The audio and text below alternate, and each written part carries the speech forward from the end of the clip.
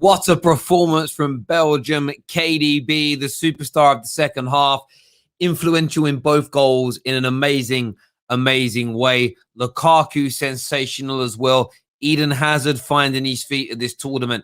Everything from the middle of the park moving into that front line of Belgium is scintillating. The second team to qualify for the last 16 in this tournament. A very good comeback, a KDB masterclass, and Belgium are not to be written off. Definitely some questions about them defensively. They look shaky at times today. Denmark, of course, we feel sorry for them with everything they've been through as a football team and as a nation over the course of this tournament. It is very, very sad to see. It's 2 defeats from 2 for them.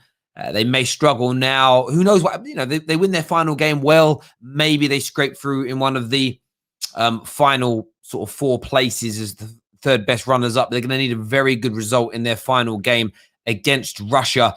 They're going to need that, and then hope that Finland don't get anything. Well, they've got a hope there. I mean, it's quite close, actually. I was looking at it just a few moments ago, and if you look at the group stages now that they're in, Russia on 3 points. Yeah, I mean, they've got to beat Russia. I mean, theoretically, they could still theoretically finish. They could theoretically finish second. But they would need, if they won 3-0 against Russia and Finland lost, they could still finish second. So it's still open for them, but not a great start to them so far. But Belgium looking absolutely scintillating today. The opening goal, the run from Lukaku, the hold-up play was absolutely brilliant. The way the ball works its way into the box, KDB looked like he was going to shoot, shimmied, sent all the defenders in multiple directions. It was like watching a pinball machine. You know when you play pinball and you sometimes get 2 or 3 balls in at the same time and the defenders just flew everywhere. Thread that ball across, and there to tap it in was Hazard, young Hazard, for that first goal. And the second one was even better. The run and the movement from Lukaku in the build-up was sensational. The way he drifts and uses the channels now, he wasn't doing that at Manchester United. He truly, truly wasn't in the same way that we see now. Brilliant there. Wonderful play. Ball is worked into Eden Hazard in the middle. Wonderfully unselfish. Finds KDB, who just passes it with his left foot into the bottom corner to cap off a remarkable comeback. Hazard and KDB turning up in a major tournament as well. Let it be said, turning up in a major tournament. They both get criticised heavily for that. Often you get Zard fanboys and KDB fanboys kind of going off against each other in relation to that. But both absolutely brilliant today and hugely influential in the turnaround. Of course, Lukaku important in that as well. And I do, for me, I tweeted it and I mean it. That second goal, I'm calling it now goal of the tournament. And I understand that a lot of people will put the shot from Sick as their best goal because of the distance and the range. But it was the team element. The team element to KDB's goal, including that finish, was just out of this world. Monster Ahmed here of a super chat says KDB could be the difference on how far Belgium progressed. Poor first half, but came back. Unlucky Denmark, especially with what happened. Credit to Belgium for stopping in the 10th minute. Of course, yeah, wonderful to see those scenes, paying respect and homage to Christian Eriksen. That all reports are very, very positive about his progression and in terms of getting back to full fitness and health. Whether he plays again or not is another debate to be had another day for doctors, and respect his privacy on that, and fingers crossed he can make a return. But even more important that he has a long, healthy life now. But you're right, and I think it all come from a mistake really from Belgium for the opening goal for Denmark. Well taken. And then Denmark had the bit between their teeth. But you know what? They didn't find that second goal. They didn't put Belgium to bed when they were in the ascendancy. And when you're up against a team with the quality and the class and the brilliance in that midfield and attack that Belgium have, when you don't put them to bed, when you don't finish your dinner, it can come back to bite you in the backside. And it certainly did tonight. And they were excellent, absolutely excellent. And I don't just think it will be KDB that is going to be the difference. I think you have to look at Eden Hazard. If he can find his form, you've got Lukaku. Today didn't score, but his hold-up play, his use of that channel on that right-hand side is phenomenal. And I remember when he was at Man United, especially under Oli, and he was being used in wider, starting central at times, or being used in wider positions to hold up play. And a lot of people scoffed at the idea, as if to say Lukaku didn't have the football brain or the technical ability to be able to operate in that area. It seems like he's gone over to Serie A. He's playing for Inter Milan, and yes, he's the main striker, but he uses the channels so well now. You can't do that unless you have good footballing IQ, unless you've got good reading of the game, and you've got good technical ability. And those elements seem to have improved within Lukaku's game tenfold, absolutely tenfold. Sensational from him. Artem here with a super chat says, been saying all year, Lukaku made major improvements on his game. People were saying he only looks good because of Serie A. What are we saying now? I'm actually sick and tired of the disrespect that fans give to Serie A, the Bundesliga, and La Liga at times. I believe the Premier League is the best league for multiple reasons, but it doesn't mean those other leagues are not high level, and they are high level. They are part of the top 4 range of leagues, and when you're delivering in those leagues, you're a class player. Yes, sometimes your football doesn't translate to a different league. We've seen players struggle in the Premier League and do well, say, in Spain. We've seen people come to the Premier League and do well, and then maybe go off to other countries and struggle a little bit. It's horses for courses. The overall quality of the league is something we should be respecting. Well said there, Artem. Well said. John Green with a super chat says the reason Chelsea won the Champions League took our star out. Who knows? Who knows what would have happened if KDB could have stayed on in that game? Chelsea's defensive unit is definitely better than Denmark, so that plays a massive part in that as well, if we're being absolutely fair. We have another super chat here. Says, I'm so gutted. Russia will be our punching bag.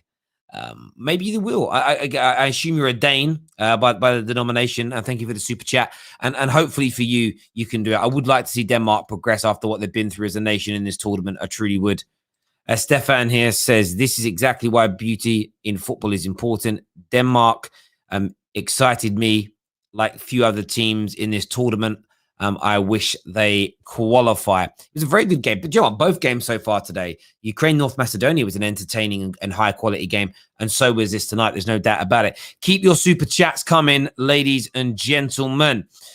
Micah Johnson here says, KDB, Kante, Thiago, Pogba, Bruno. Has the Premier League ever had a crop of 5 elite midfielders like this before? I don't know if we've ever had that many at the same time. I suppose, you had Vieira, Scholes, Keane. That kind of then moved on to Lampard, Gerrard, Scholes. You then, as in sort of technically gifted footballers. You then, who else would you put? Yaya Toure then came into the mix. But, Scholes was past his best by that. It was the latter stage of Scholes' career, even though he was still very, very good. I don't remember. It's a great question. That quality of midfielders at the same time, I don't know. I don't know if we have. And I'm racking my brains because it's kind of an off-the-cuff point. We've had brilliant midfielders, but all at the same time. There we go. And listen, even when you think about Gerrard and Lampard, they weren't technically gifted in the same way that KDB and Paul Pogba are. They were more in the Bruno range, if that, in my opinion, good on the ball, but they were moment players in games, whether it be tackles or it be assists, whether it be goals. They didn't have that same technical range like a KDB, a Thiago, a Pogba, a Paul Scholes had. Different kind of midfielders. But that's my point. I'm trying to rack my brains. It's a really good question. Actually, Michael, it's a question that stumped me. And not because I don't rate other midfielders, but I'm thinking that many at the same time. I don't know. Very, very good. Very, very good indeed. Yes, Rashid, there are lots, but they didn't all play at the same time. Roy Keane wasn't at his pomp in the Premier League at the same time as Gerrard and Lampard. They're talking about at the same time. So think about that. The nuance of the question is very, very important there. Very, very important indeed. We have another super chat here. It says, do you think Carrick was under or overrated? Underrated. Michael Carrick was a supreme football player. That's why I say Jorginho is overrated, because they don't do the spectacular things that stand out in games. Their moments are less exciting and impressive, so we don't often recognize the importance of them, but very, very, very important indeed. Very, very important indeed. And Look, from my point of view, let's get a little poll going on that. I'm going to go back to that question now. It's a great poll, the big question. Let's rate the best Premier League midfielder as we see it right now in the Premier League. I want to put that out there now. Who is the best EPL midfielder? I don't think I spelled midfielder right. I haven't. Midfielder at Euro 2020. We're going to put that in there now, right? We're going to put Pogba's name in there. We're going to put Kante's name in there. I think I can only have 4 options, though. We're going to put KDB in there. You know what? Are we going to put Thiago or are we going to put Bruno? I need you, the viewers, to make me decide who we're going to put as the final name in here. Is it Thiago or is it Bruno? I need to know which one you want me to put in. I want to wait. Who are we putting into the poll so we can vote? I'm waiting for the names to come up on here. I've seen Bruno. I've seen 1 Thiago so far, but I've seen 3 Brunos. Bruno. Yeah, Bruno's dominating that. I'm seeing a few Kante's already in there. So Bruno or Thiago is the final name because we can only add 4 onto these polls. Bruno is the name that the majority of people are saying. I'm going with the majority as opposed to reasons why. That poll is now out. Get yourselves voting now, ladies and gentlemen. Who is the best Premier League midfielder at Euro 2020? I want to know. We're going to take your calls on it as well. I want your views and I want your opinions on that, my wonderful, wonderful viewers, my wonderful, wonderful audience. Let us know. What's this saying here?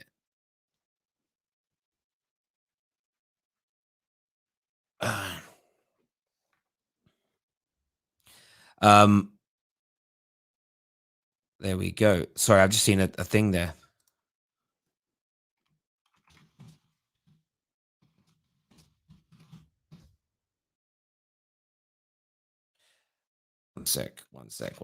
One sec here. Get yourselves voting, peeps. I'm just struggling with something.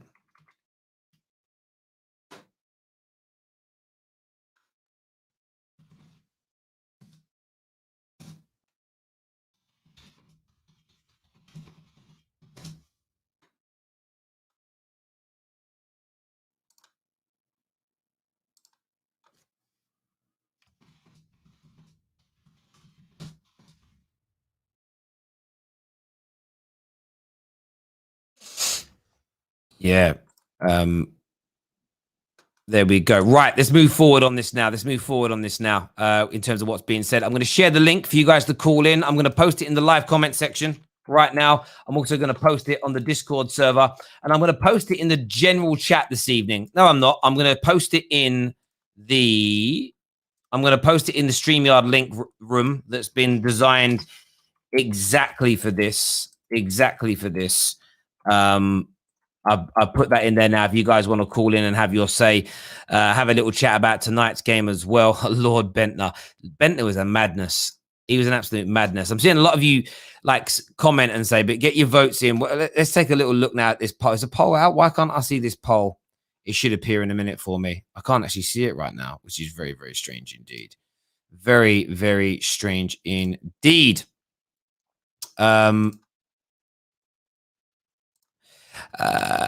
Let's go forward a little bit here. I'm actually loving what I'm seeing on social media right now as well. On social media, I'm kind of seeing this like thing about who ruined Lukaku at Man United. Was it Jose or was it Ole? I absolutely love that debate. And the reason I love that debate is because there is a quote where Lukaku spoke about how when Ole wanted to move him out wide, he knew that was like time for him to leave. But it's like, read the full article, not the snippets that the aggregators put together.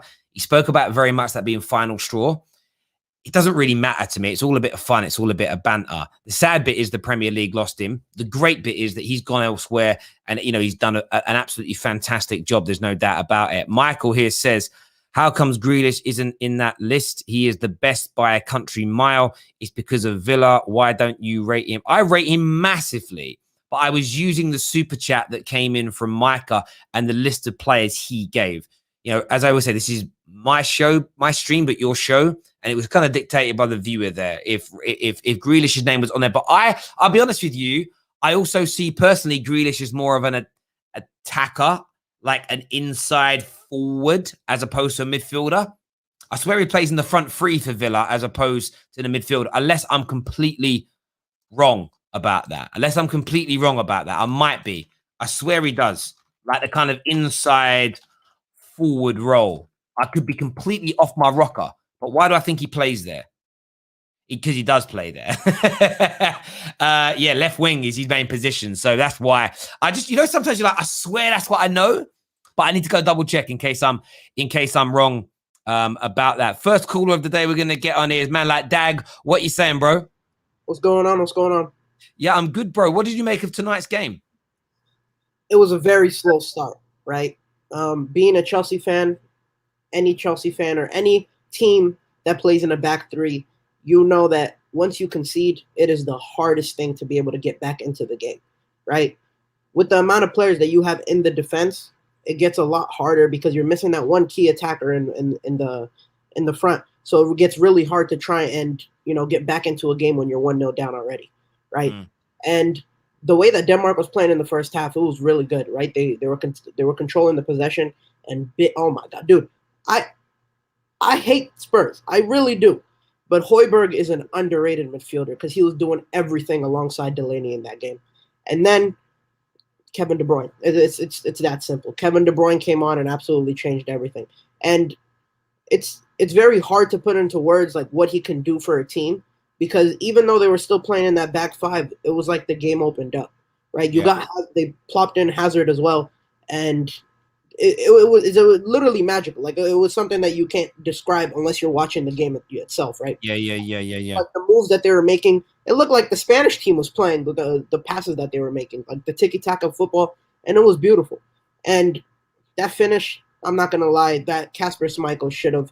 I know what he was trying to do. He was trying to read what Kevin De Bruyne was going to do. He thought he was going to go far post, so he tried to give himself the opportunity to dive for the far post, but he got fully exposed at the near post, and then Kevin De Bruyne just took his chances. And for all that we say that Lukaku can't play on the wing, he was making runs towards the wing in this game, and that's how he was able to create that first goal, right? By running down the wing and then passing it back to Kevin De Bruyne, right? Yeah. Second goal as well. He was moving to the wing. He was playing off the shoulder of Kjær, and Kjær was giving him a whole lot of trouble during the first half, and he was able to expose him for that little bit of pace that he was able to have, and it was hands up, Roberto Martinez. That's how you coach. That's how you manage a football team, right? You see that it's not working, and then at halftime you make the decision to bring in a not fully fit Kevin De Bruyne. Let's be honest. There's a reason he didn't start, right? He brings him in, brings in Hazard, and it just opens up the game. And it was beautiful. No, absolutely. I think with Belgium, they remind me a little bit of England, not in how they play. I think Belgium are a level above us in terms of the cohesion of the side, but there's question marks over the defensive element, especially the centre-backs. But when you start moving into the midfield, you're like, okay, it's getting better and better. And then by the time you get to the front line or the attacking midfielders, it's brilliant. And I think that, in tournament football, tournament football is often different to league football. When you've got a great attacking team, you can sometimes afford to concede a goal because you have the firepower to come back. So do you need the best defense in the world to win this European Championship? In my opinion, no, you don't. When you have the firepower that Belgium have, when you've got the firepower that England have got, the firepower that France have got, you can afford to make mistakes defensively on occasion. The problem is if you come up against a team with great firepower and a great defense because it's harder to break down. But Belgium, look, I think Belgium are a little bit like Italy. I think they just shut a few people up that looked at it and thought, a couple of tournaments ago, defensively, when Toby Alderweireld and Vertonghen and men like that, when they were in their pomp and they were dominating the Premier League, it was almost that element of, they could win because they've got great attackers, but they've got that brilliant defense. They're almost written off in this tournament because their defense was looked at as weak. But so far, they've looked excellent. 5 goals in 2 games. Yes, they conceded, but it was a mistake as opposed to being ripped apart. They are vulnerable, that you can break them down, and I think that will make for very entertaining games because teams will go at them. But I was overall impressed. And with KDB, like, where do you rate KDB in terms of overall midfielder in the Prem, in Europe, in world football? This is where it gets hard, right? Because in an attacking sense, KDB is number 1. Like there is nobody that can challenge him. Like the way that he can see the passes before the player has even made the run. right? And it's in an attacking sense, he's the best. Defensively, N'Golo Kante's still there. He's still there. Like, it doesn't matter how good you can be on the attacking sense. Defensively, if you're susceptible, your team is going to lose, right? That's the thing with this Belgium side. The amount of times that Alderweireld and Vertonghen were caught out by what's his name, the Barcelona striker, Braithwaite. Braithwaite. The amount of time that they were caught out, it will cost them if they're coming up against the France side, if they're coming up against an Italy side with Ciro Immobile's pace, with Kylian Mbappe. What he did to Mats Hummels, where he out-sprinted him for like 30 yards just to get to the ball, there's no way Belgium's going to have a chance if they're going up against that France side. So they need to get some sort of I don't know what it is, because I genuinely don't understand what's the point of having your slowest defenders on the outside of a back three. It doesn't really make sense to me, right? Because that's where you're going to get caught out, beat for pace, especially when you have fullbacks like Munir, not that fast, right? And then you have Torgan Hazard, who, let's be honest, he's more of an attacking winger than he ever is a defensive fullback. So as they go on, it's going to catch up to them. I truly believe. But if they're able to have Axel Witsel, probably going to be the most important part of that team, because Den Donker is just not there yet. He simply just can't play that holding midfield role. I know Tielemans is still there, but Tielemans is used as the Jorginho of what we do, and Axel Witsel is their Conte, right? He holds the defense so that Tielemans can just have his time picking out the passes that he wants to do.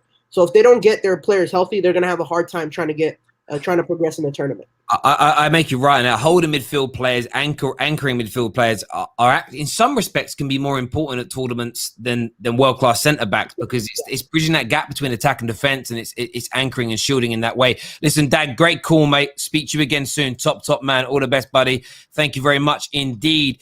Hit that like button, ladies and gentlemen. Retweet this stream if you're watching on Twitter. Follow if you're watching on Twitch. If you're here on YouTube, make sure you hit that subscribe button. We're just under 100 subscribers away from hitting 195,000 subscribers as well, which is absolutely amazing. The poll as it stands right now, and by the way, Dag is absolutely excellent. I love his analysis when he calls in. 41% say Kante is the best Premier League midfielder at the tournament. 40% say KDB. 14% say Paul Pogba, and 5% say Bruno Fernandes. Make sure you're voting. Make sure you're sharing. Next on the show, we're going to get Idris on to give us his thoughts and opinions. Idris, what you saying, buddy? Yeah, the championship have been very good. Like, it's really fun right now. Seems like every single game we've seen, it's been really fun watching it and competitive. What do you think about Pogba so far? That's random, but yeah, I think he played one game. I thought he was very, very good. Excellent pass that set up the goal. Good display in the middle. Great start for him in the tournament, and he'll go on to bigger and better things, I think, mate. That's what I would say. Sensational player, no doubt about it whatsoever. There we go. Listen, Idris, thanks for calling in, mate, and having your say. Top man. All the best, buddy. Great question. If you want to call in, the link has been shared on our Discord server. There's a chat room that's labeled StreamYard call-in links. Go over to this Discord and get that. If you're not part of our Discord yet, where have you been? What have you been doing? 14%. That's what I think about Pogba, mate. Is what the beautiful game says. We're going to go to man like Aaron. Donny James is here. What are you saying, mate? That's all right, mate. How you doing? Yeah, I'm very, very well. What are you here to say, mate?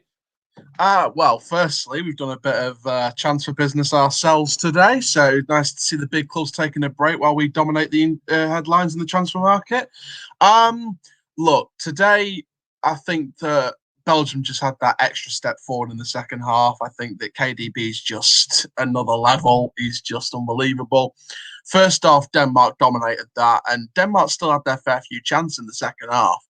I felt like Denmark had that spirit. They were doing it for Christian. They were doing it for Eriksen. And I love I know people have said it's controversial what they did in the 10th minute. Why couldn't they do like a minute's applause, stuff like that? I thought it was a great act of respect in the 10th minute, kicking the ball out, giving that moment. I thought it was a great act. So, fair play to Belgium. Both goals they scored, they didn't really celebrate as much as well, which is, class to them. Great act from them.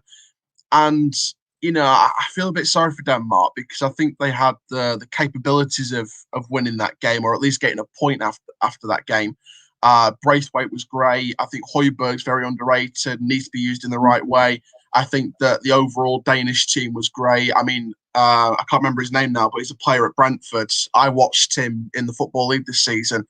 I could tell that guy was a great player. So, again, he put in a decent shift today. So, in terms of the last game today, Netherlands-Austria, I'm actually going to go with a 2-1 Austria win. I don't think Netherlands really had that step up, in my opinion. I think they're playing really boring defensive football. I think it's not very expressive, and I think that Austria could capitalise on that. So, should be interesting with that last game. But yeah, build up yourself, Terry, build up the terrace. And yeah, we signed the best right back in League Two on a free 2-year deal. He's been rated highly. I saw loads of Cambridge fans saying, I thought he was going to Championship, but no, we managed to get him, and we're apparently getting a centre back in the next 24 hours. So it's big stuff there. And before I go, congrats to Ashley Young for your return to Villa. Congrats to Everton for potentially getting Rafa Benitez, and Spurs. Spurs are in the mud, Spurs are in the mud. Nah. Top man. Listen, Donny James, thanks for coming on, mate, and having your say. Speak to you again soon. Top man. Thank you. Viewers, make sure you're hitting that like button and that share button right now. Next on the show, Safe is with us. What you saying, Safe? Hey, man. I'm knackered, man. I just came from work. Okay, great. What do you want to say? Well, it's a good win by Belgium. They won 2-1. Are Belgium through yet, or they need to win one more game? They're through. They're through. Okay, and how about Denmark? Can they finish third? They can still finish second. Can they? Wow. Yes. But hold on, they lost the first game, didn't they? Or they lost the first game? Yeah, they did. So they but lost, both. they lost Just 2 games. Just they can still finish second because the two teams in front of them are on 3 points. If Belgium beat Finland and they beat Russia by a certain scoreline, they can still finich second, and they can definitely still finish third. So they're not out yet, but yes, they can still go through. Yes. Well, what was your thoughts on KDB's performance tonight? Well, I didn't watch the game. I watched it while I was driving, so I have What? This, You watched it while you? That's not very safe, is it? Safe? No. Listen, I have this touchpad that I put it in an event, and I just watched the game. And I'm concentrating on the road. Watch your phone while you're driving. No, Terry, it's like It's illegal. Sat nav. It's not illegal. It's not like looking at your sat nav. It is, but you are. That is dangerous. You could hurt someone. Don't do it again. I know. I could hurt someone, but I'm listening to the game. When there's traffic, I don't even think there's a campaign for this. Like, don't drink and drive. Don't text and drive. Don't watch the Euros whilst you're driving. That's a madness. Say, listen, my man. You take care of yourself and speak to you again. I don't know why you smile. That's outrageous. How can you do that? Like, just put the radio on and listen to it. Oh, wow. That's what it was invented for. My word. We've got Nick on the show with us next. Nick's a Man United fan. What are you here to say, mate? Yeah, I'm from Denmark. Do you hear me well? Yes, bro. Yes, I can. Yeah. What did you make of your nation's performance tonight? I thought I'm very proud of my team. It was an amazing game. The first half, it was perfect.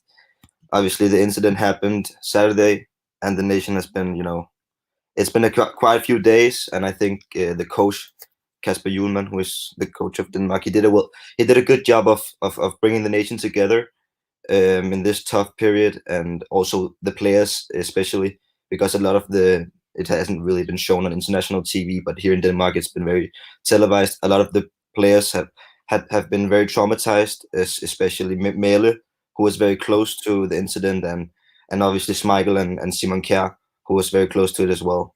So I think he did a good job of letting the players, make their minds up of how the situation evolved, and then focus more on football. And the incident happened Saturday, and there was a lot of focus Sunday on treating the players mentally, and then they only first went out on the pitch Tuesday. So I think he handled that very well, and we've got some true characters in this team. We have great players. They play on big stages. You have to remember we're a very small country, 5 million people. You know, we're not as blessed as other nations with mass population. So I think I'm very proud of my nation, and that first half it just showed grit and hard work. And I think we'll smash Russia, and we will meet Wales in the round of 18s, and we'll go to the quarters, and then hopefully it'll be like in '92 where we won. Well, you didn't start that off particularly well, and went on to win it. And like, I think everybody's developed a soft spot for Denmark because of the sort of horrible, heinous situation that happened with Christian Eriksen on Saturday. What has the mood been like at home? What is the kind of atmosphere been like to have witnessed something like that to your best player as well? Yeah, you say our best player. He's like, I don't really know how to compare it, but he's the golden boy of Denmark, right? We've had Michael Laudrup, Brian Laudrup, Peter Schmeichel. He's that, you know, new kind of face of Denmark. He represents us. For many years, we didn't really have very good talented players. We only had him and maybe Kasper, and then Bentner was a big name. But now obviously we've got a big players. But yeah, when it happened, the whole of you could also hear it if you had sound on the television. There it was completely quiet.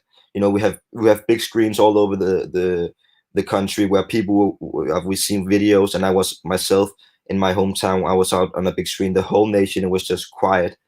It's been an emotional couple of days, and you know, we've gotten greetings from every foundation within football, kingdoms, just everything. It's been lovely to receive this as a nation from other countries. So yeah, it's been an emotional couple of days.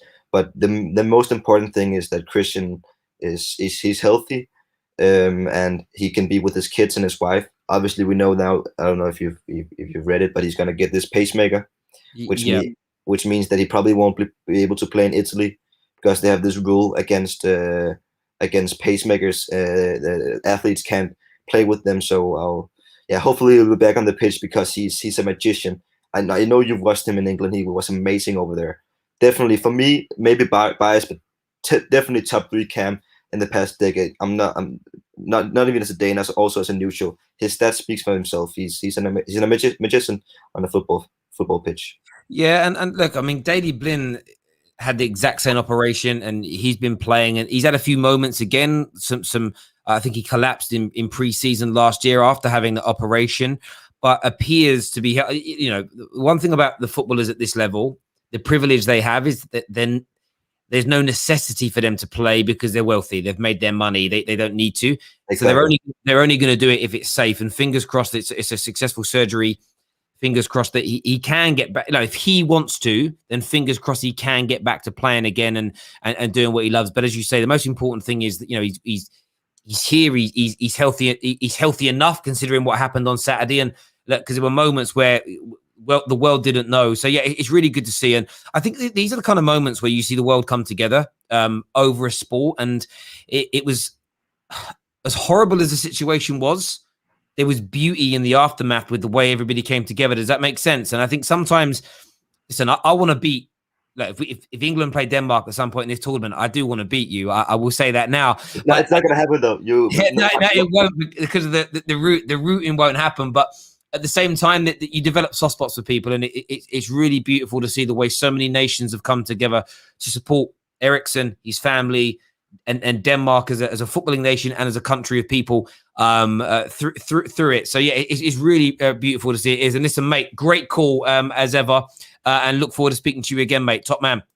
Thank you very much indeed. Thank you. KJ is coming on the show in a moment. Do me a favor and hit that like button, ladies and gentlemen. KDB Masterclass tonight, and he's now winning the poll. KDB is winning the poll on 42% as the best EPL player currently at the Euros. Bruno Fernandes having a nightmare in last place with 5%. Pogba on 16%. Kante on 37%. Get your votes in now, ladies and gentlemen. Share this stream just to get your friends to have a vote if you have to. KJ's now here. What are you saying, bro? Very good win in the end for Belgium, but does it fill you with confidence for the whole tournament?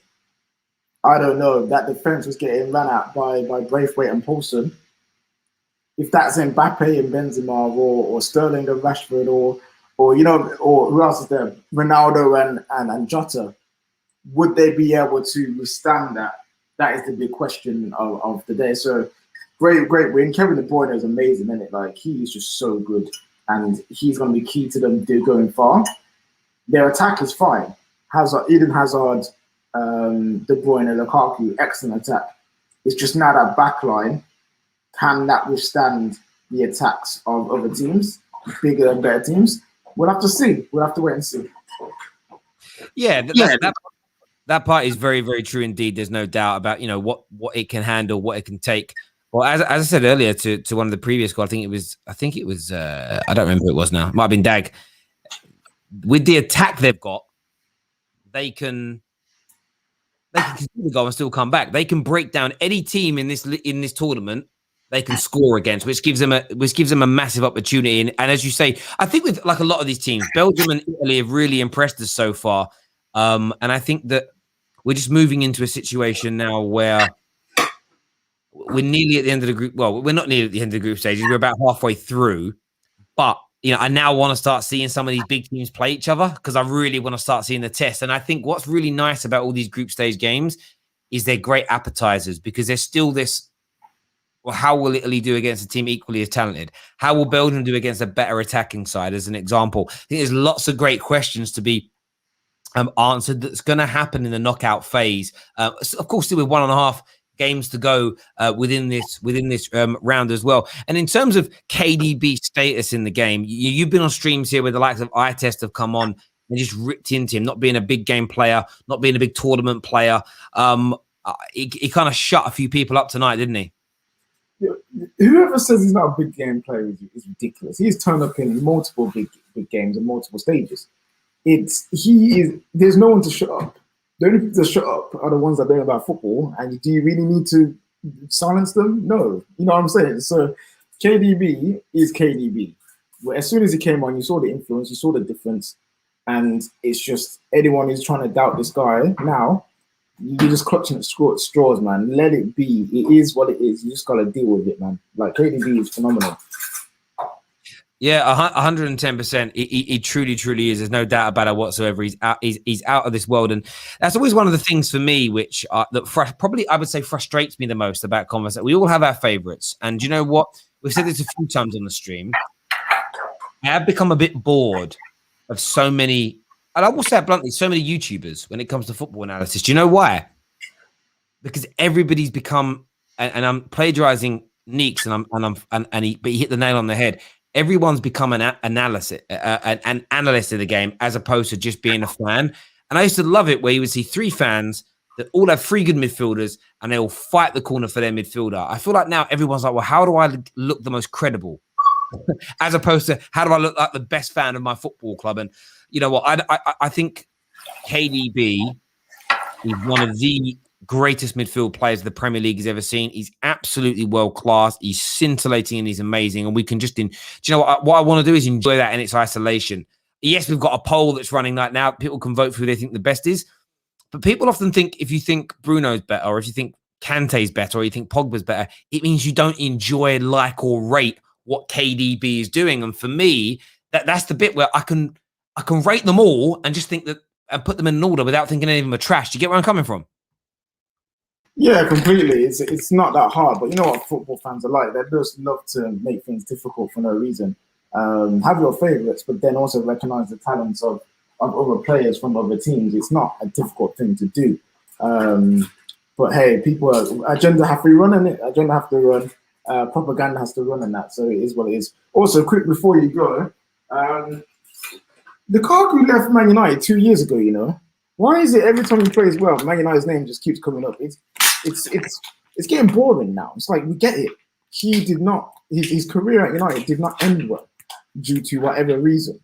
Yeah, but listen, let him actually do his career and play well.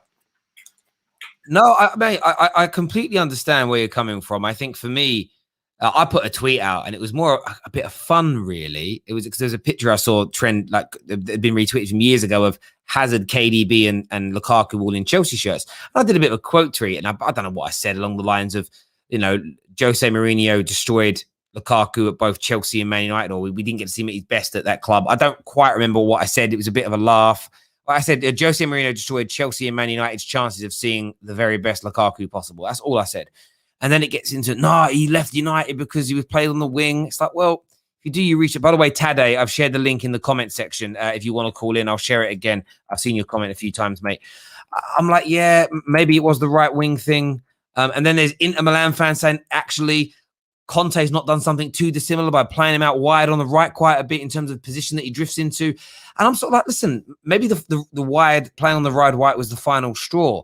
But he's also praised Ollie massively. It's sort of like, if Ollie might have been a factor, but it's a small one. We know why he left. He wasn't happy with the direction the club was in, the treatment under this guy. But even then, I was only having a bit of fun about Jose destroying him. People want to take it into like serious debates every time, and it's always to push an agenda or something they have. And that was to my point earlier, as well as lots of fans have stopped being fans and become analysts on everything.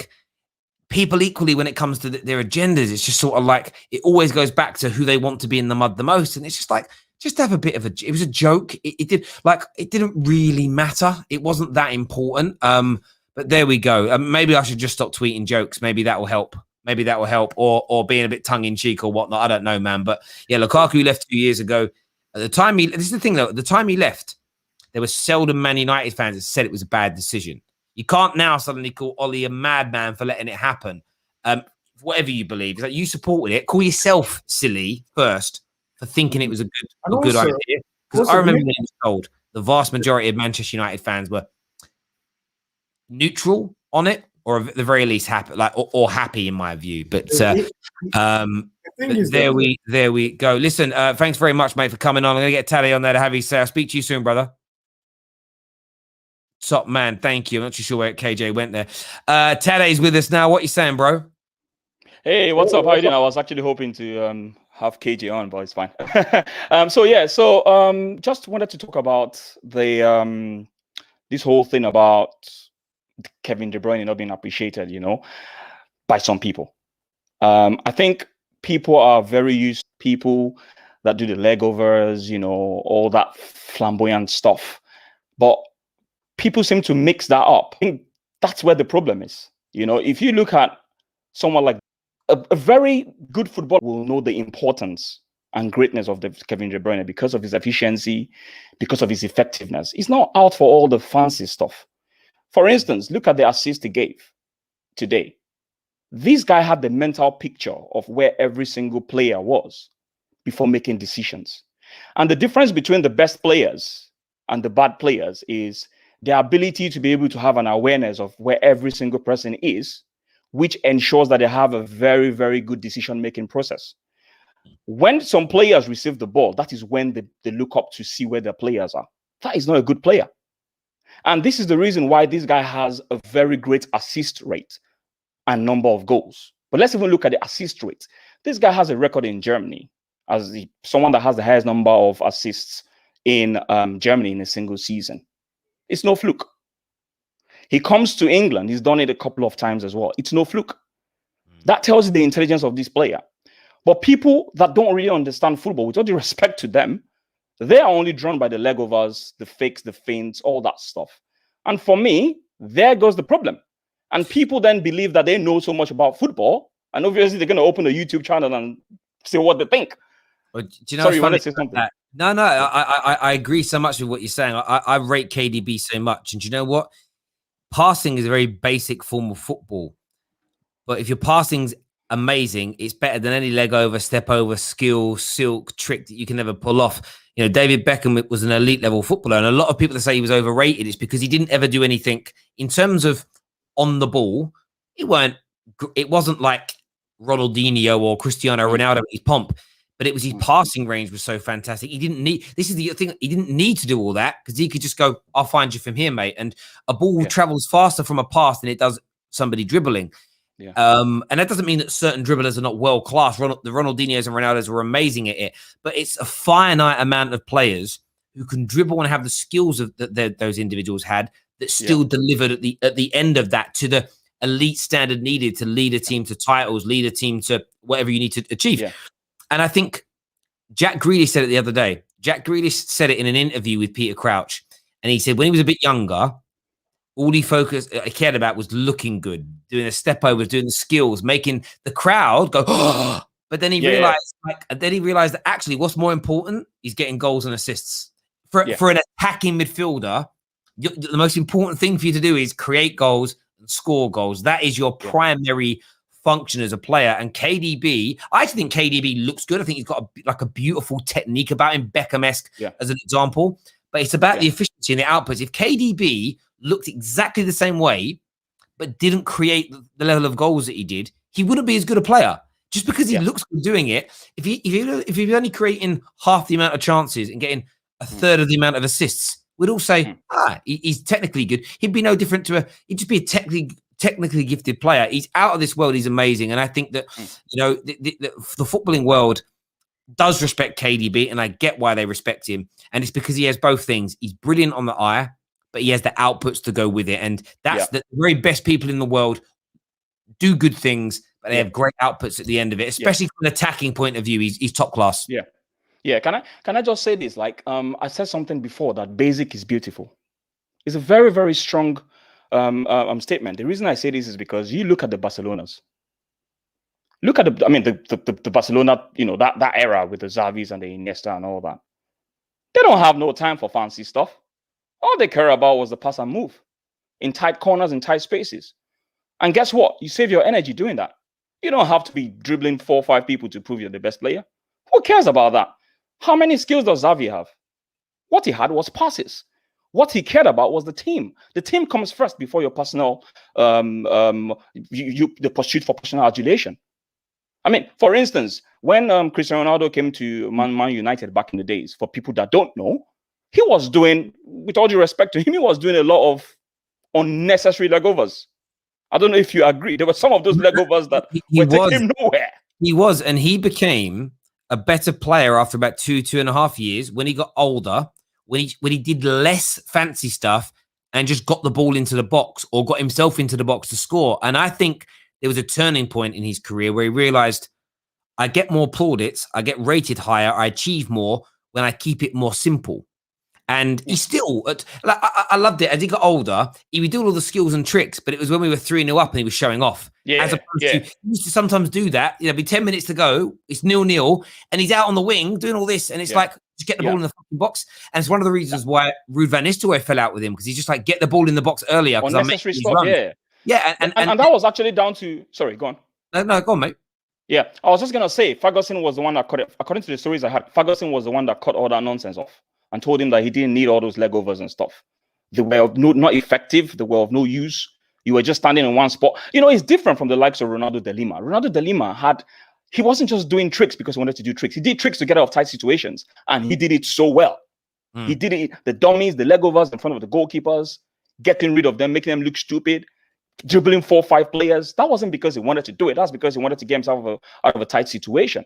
But when you're just doing it to showboat, man, for me, I don't personally, when I play football, I don't necessarily like showboaters. I only like showboaters that are doing it because they need to do it and not because you want to do it to showboat. There's a difference. And for me, people just need to understand that the whole idea of football is to ensure that 1, you keep possession, 2, you make your team look better. Those are the 2 things for me that are very, very important. Of course, the goals and assists always comes in as well. So for me, those are the things people need to be looking out for. I'm not looking out for, and this is one of the reasons why I had a problem with Pepe. I'm an Arsenal fan. I was very frustrated with Pepe.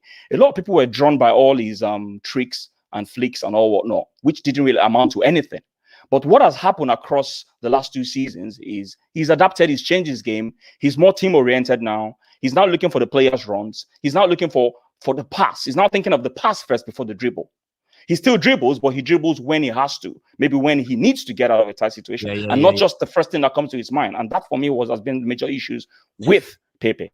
I agree. It's about getting the Yeah. efficiency. It's easier to judge in attacking players because their output and efficiencies are very tangible, very visible, very important for games, their goals. And sometimes you cut a little bit of the BS out and get down to basics, and you start to see the fruits of your labor. Listen, Tade, thank you for coming on the show and having your say. Everyone who's tuned in, Thanks a lot, man. thank you very much as well. Hit like buttons, hit share buttons, hit retweet buttons, and we'll see you all again very, very soon. Bye-bye.